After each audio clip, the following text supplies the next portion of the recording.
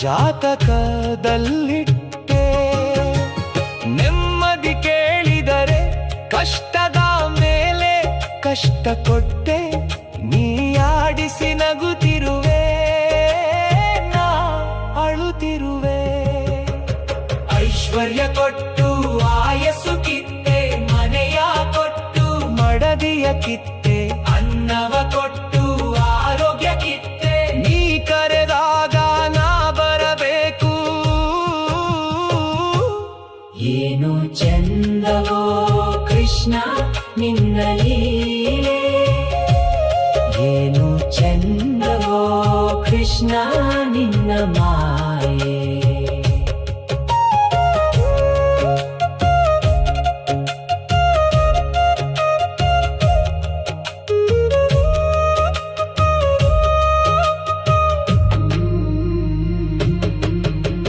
ನೀನು ನಿರಾಕಾರ, ನನದು ಆಕಾರ.